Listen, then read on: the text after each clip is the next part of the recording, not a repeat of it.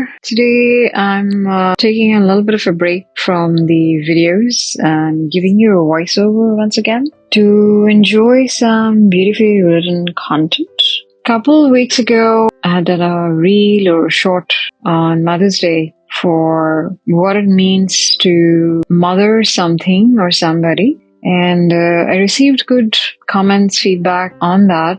So I thought I'll do a slightly enhanced version of that concept to do a little more justice to it. So I'll talk a little bit about mothering itself as an idea or a concept. If you ever poured your heart and soul into something, into anything, into an idea, a project, a business, or maybe even nurturing your own personal development, that intense process of conceiving, birthing, and nurturing something into existence, that's mothering. Motherhood is often seen solely through the lens of women raising children, but the act of mothering transcends biological mothers. It's a powerful force that drives creativity, innovation, and growth in every sphere of life. The nurturing essence of mothering extends far beyond human children. Even groundbreaking ideas, every stroke of genius begins as a seed.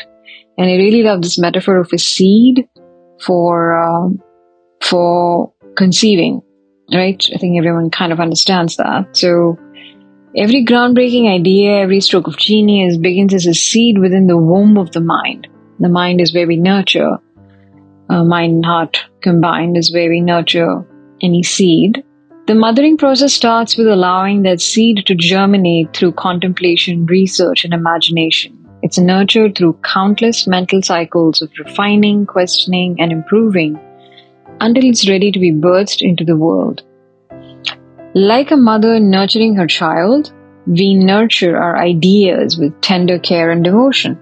Whether it's an entrepreneur bringing a new business to life, an artist crafting their masterpiece, or a social activist sparking a movement, those are all acts of mothering.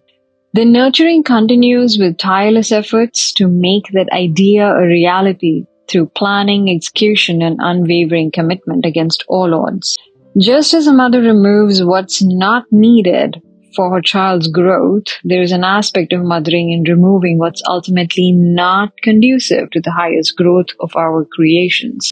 Many times we don't see this aspect of mothering. We just attach the so-called positive, rosy aspects of conceiving, of birthing. Of course, there's a lot of pain also attached with that birthing process, which is also equally a part of any creative process.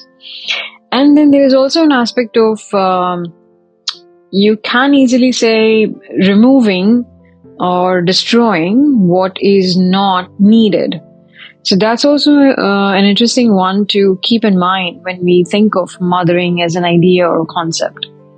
Mothering isn't just limited to external creations. We are all mothers to our own personal growth and evolution, nurturing our talents, pushing through challenges, healing from traumas.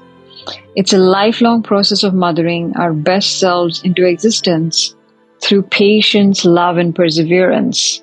I'm a big fan of Your Own Inner Voice, and someday I'll do a little bit of a video reel or something for that as well.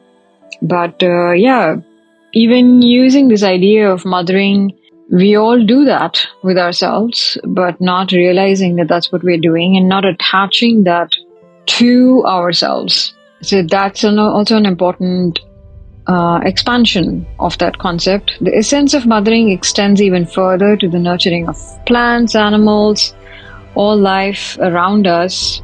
That obviously kind of goes without saying.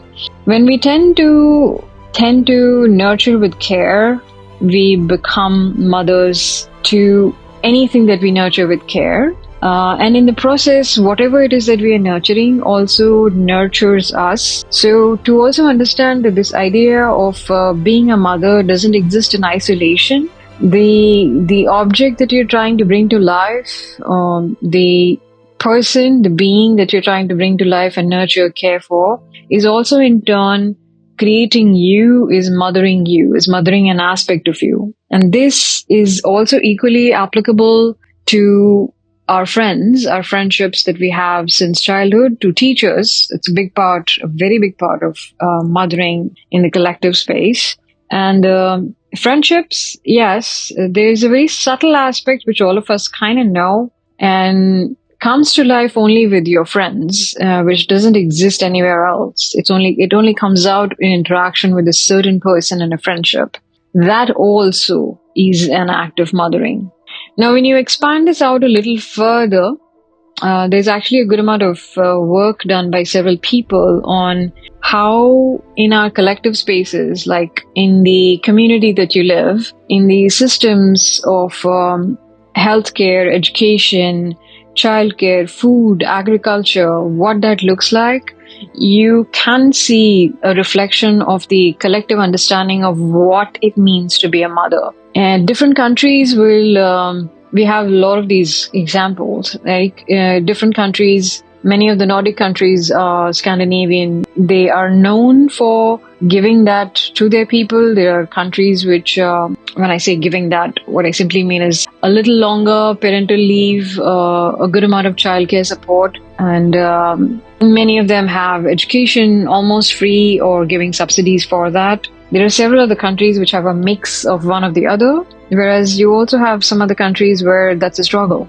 To have these softer aspects overlooked, this caring aspect in the collective is kind of overlooked, and all you get is this sense of no, you just got to suck it up, push yourself, and go achieve whatever you need to achieve. More of a push than that sense of caring in the collective systems that you see over there. At its core, mothering is the supreme act of creation, protection, and unconditional love. It has no gender and no biological constraints. It flows through anyone who puts their entire being into manifesting their vision, no matter how big or small.